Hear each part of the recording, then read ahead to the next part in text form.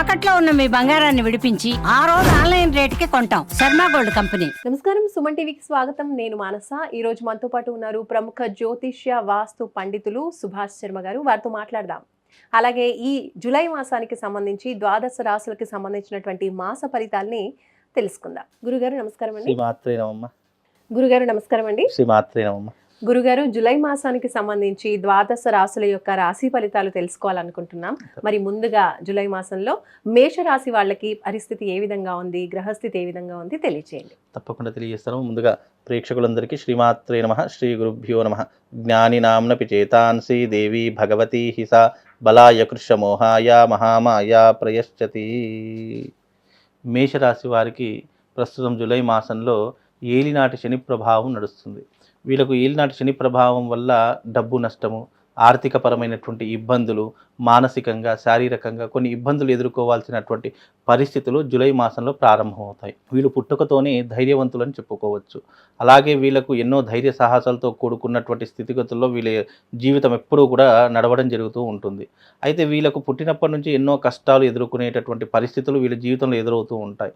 కాబట్టి చిన్ననాటి నుండే అనేక సమస్యలు ఎదుర్కొంటూ జీవితంలో స్థిరపడాలి, మంచి విజయం సాధించాలి, అన్ని రంగాల్లో ముందుండాలి అని ఆలోచన స్వభావం కలిగినటువంటి వాళ్ళు. వీళ్ళకు కొండలు, లోయలు, గుట్టలు ఎక్కడం అంటే చాలా, అడ్వెంచర్స్ చేయడం అంటే చాలా ఇష్టము. అలాగే ఏ దాంట్లోనైనా సరే ధైర్యంగా వెళ్ళాలి, అందులో విజయం సాధించాలి అనేటటువంటి కోరికతో కూడుకున్నటువంటి వారు ఈ మేషరాశి వారు అవుతారు. అలాగే మేషరాశి వారికి ధైర్య సాహసాలు చాలా ఎక్కువగా ఉంటూ ఉంటాయి. ఎందుకంటే ఆ రాశికి అధిపతి కుజుడు అవుతాడు. కుజుడు ఏ తత్వం కలిగిన, అగ్నితత్వం కలిగినటువంటి వాడు కుజుడు. కాబట్టి వీళ్ళకు కోపం ఎక్కువే, ప్రేమ ఎక్కువే. అలాగని చెప్పేసి వీళ్ళు అన్నిట్లో కూడా సమపాలల్లోనే ఉంటూ ఉంటారు. కాబట్టి మేషరాశిలో పుట్టినటువంటి జాతకులు ఎవరైతే ఉన్నారో వాళ్ళు అద్భుతమైనటువంటి ఆకర్షణీయమైనటువంటి వ్యక్తులుగా ఉంటూ ఉంటారు. ఎవరినైనా సరే వాళ్ళు ఇట్టే ఆకర్షింపజేసేలా ఉంటారు. మాటకారితనం కానివ్వండి, లేదా ఎదుటి వారితో ఎలా పని చేయించుకోవాలి, ఏ రకంగా మాట్లాడితే పని జరుగుతుంది అని చాకచక్యంగా ఆలోచించేటటువంటి వారిలో ఈ మేషరాశి వారు ఒకరు అని చెప్పుకోవచ్చు. కాకపోతే గ్రహ సంచారం అనేటటువంటిది ఎప్పుడు కూడా మార్పు చెందుతూ ఉంటుంది. కాబట్టి ఈ జూలై మాసంలో కొద్దిగా తీరనటువంటి ఇబ్బందులు వస్తాయి. అయినా ఎన్ని ఇబ్బందులు వచ్చినా తట్టుకునేటటువంటి క్యాపబిలిటీ ఉన్నటువంటి వారిలో ఈ మేషరాశి వారు ఒకరు అని చెప్పుకోవచ్చు. వాళ్ళు భూముల మీద ఇన్వెస్ట్మెంట్ పెట్టడము, భూములు కొనడము, అమ్మడం చేయడము, ఇలాంటి వాటిలో చాలా ముందు వరుసలో ఉంటూ ఉంటారు. అంటే రియల్ ఎస్టేట్ రంగంలో వీళ్ళు ఆరితేరినటువంటి వాళ్ళు అవుతూ ఉంటారు. అలాగే వీళ్ళకు జీవితంలో ఎప్పుడూ కూడా ఎన్ని కష్టాలు వచ్చినా కూడా దాన్ని ఎదుర్కొనేటటువంటి శక్తి సామర్థ్యాలు కలిగినటువంటి వారిలో ఈ మేషరాశి వారు ఒకరు అని చెప్పుకోవచ్చు. కాబట్టి మేషరాశి వారికి కొన్ని రంగాల వారికి అద్భుతంగా కలిసి వస్తుంది. కొన్ని రంగాల వారికి ఇబ్బందులు, అంటే ముఖ్యంగా కోర్టు కేసులు కానివ్వండి, పోలీస్ స్టేషన్ వ్యవహారాదులు కానివ్వండి, లేదా కుటుంబ సమస్యలు కానివ్వండి, ఇలాంటి వాటిలో కాస్త కృంగిపోయేటటువంటి పరిస్థితులు వీళ్ళ జీవితంలో ఈ జూలై నెలలో ప్రారంభమవుతాయి. కాబట్టి దాన్ని తట్టుకునేటటువంటి శక్తి సామర్థ్యాలు కలిగి ఉంటే వాళ్ళ జీవితం చాలా బాగుంటుంది.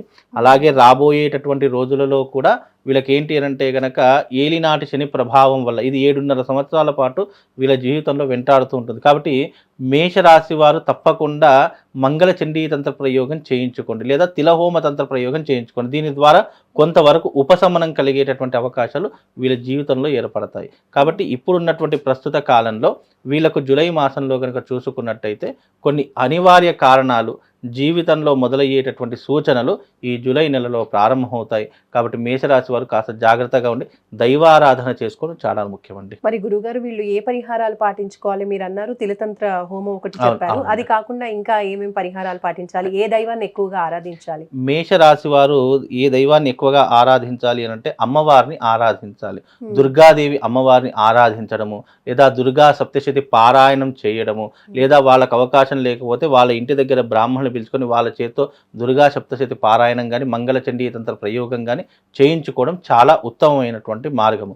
అలాగే వీళ్ళకు ఏలినాటి శని ప్రభావం వల్ల కొన్ని ఇబ్బందులు ఎదుర్కొంటారు. కాబట్టి ఏలినాటి శని ఉంటే మనిషి జీవితంలో ఎలాంటి ఇబ్బందులు ఉంటాయంటే ఆరోగ్యం బాగుండకపోవడము, డబ్బులు ఎంత సంపాదించినా చేతిలో చిల్లి గవ్వ మిగలకపోవడం, అప్పుల ఊబిలో కూడుకుపోవడం, అంటే ఇన్ని సంవత్సరాలు చాలా ప్రశాంతంగా ఉన్నటువంటి జీవితం అస్తవ్యస్తంగా మారిపోవడం, నమ్మడం, మోసపోవడము, భార్యాభర్తల మధ్య వైరం రావడము, ఎవరూ పట్టించుకోకపోవడము, కుటుంబంలో కలతలు రావడము, అయిన వాళ్ళే శత్రువులుగా చూడడము, నమ్మినటువంటి వాళ్ళే మోసం చేయడం, ఇలాంటి ఎన్నో రకాల రకాలైనటువంటి సమస్యలు ఈ మేషరాశి వాళ్ళని కమ్మేస్తూ ఉంటాయి, చుట్టుముడుతూ ఉంటాయి.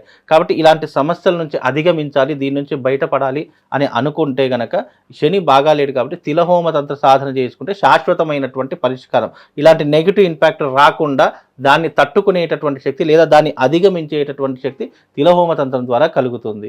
అలాగే దీనికి రాష్ట్రాధిపతి కుజుడు అవుతాడు కాబట్టి కుజుడు ఎవరు చెప్తే వింటాడంటే అమ్మవారు చెప్తే వింటాడు, అంటే అమ్మవారి ఆధీనంలో కుజుడు ఉంటాడు.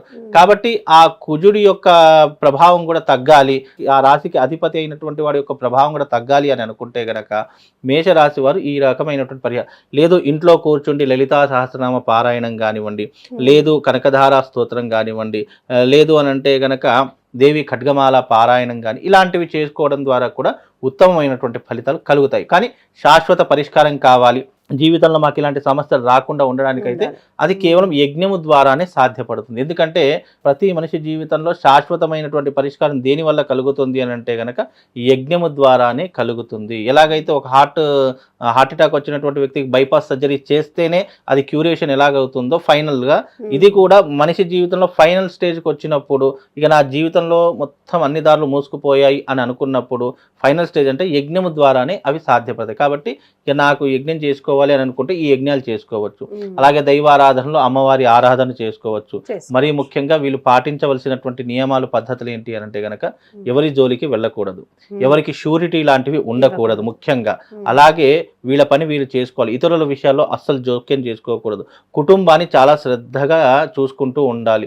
అనవసరమైన చెడు దారుల గుండా అడుగు పెట్టకూడదు. అంటే మద్యము, జూదము, పరస్త్రీ వ్యామోహము ఇలాంటివి ఏవైనా అలవాటు ఉంటే పూర్తిగా మానేసుకునే ప్రయత్నం చేయాలి. లేదంటే దీని ద్వారా ఫర్దర్గా ఇన్ ఫ్యూచర్లో వాళ్ళ జీవితం ఇంకా లోపలికి వెళ్ళిపోయి అంటే ఇంకా కృంగిపోయేటటువంటి తత్వం ఏర్పడుతుంటుంది. అందుకే ఇలాంటి కొన్ని విషయాలు జాగ్రత్తగా ఉండాలి. అలాగే మేషరాశి వారు ఇంకా జీవితంలో ఎదుగుదల రావాలి అని అనుకుంటే గనక తప్పకుండా నేను ఒక మంత్రం చెప్తాను. ఆ మంత్రాన్ని మీరు ప్రతి నిత్యం 108 సార్లు ఉదయం స్నానం చేసిన వెంటనే పఠనం చేసుకునే ప్రయత్నం చేయండి. ఓం త్వమస్మిన్ కార్య నిర్యోగే ప్రమాణం హరిసప్తమ హనుమాన్యత్నమాస్తాయ దుఃఖ క్షయకరో భవ అనేటటువంటి మంత్రాన్ని చదువుకోండి. దాని ద్వారా వాళ్ళకు శుభం లాభంతో పాటు అదృష్ట యోగం కూడా కలుగుతుంది. మేషరాశి వారికి అంతా శుభం లాభం కలగాలని అమ్మవారిని మనస్ఫూర్తిగా కోరుకుంటున్నాను. గురుగారు, మేషరాశి వాళ్ళకి అదృష్ట సంఖ్య, అదృష్ట రంగు తెలియజేయండి. అలాగే వాళ్ళు ఏ దిక్కున వెళ్తే కనుక వాళ్ళకి అదృష్టం కలిసి వస్తుంది అంటారు? తప్పకుండా అమ్మ, వీళ్ళకు మేషరాశి వారికి తెలుపు రంగు కలిసి వస్తుంది. అదృష్ట సంఖ్య వచ్చేసి వీళ్ళకి ఏంటి అంటే 7 కానీ 9 కానీ 8 కానీ వీళ్ళకి అదృష్ట సంఖ్యలు కలుస్తాయి. ఈ 3 లక్కీ నంబర్స్ అన్నమాట. దీంట్లో ఏ సంఖ్య వీళ్ళకు వచ్చినా కూడా అది అదృష్ట సంఖ్యగా మారుతుంది. అలాగే వీళ్ళకు దిశ వచ్చేసేసి పడమర దిశ వీళ్ళకి కలిసి వస్తుంది. అంటే వీళ్ళు ఏ పని చేసినా కూడా పడమర దిశగా వెళుతూ పని చేస్తే కనుక తప్పకుండా వీళ్ళకి అదృష్ట యోగం కలుగుతుంది.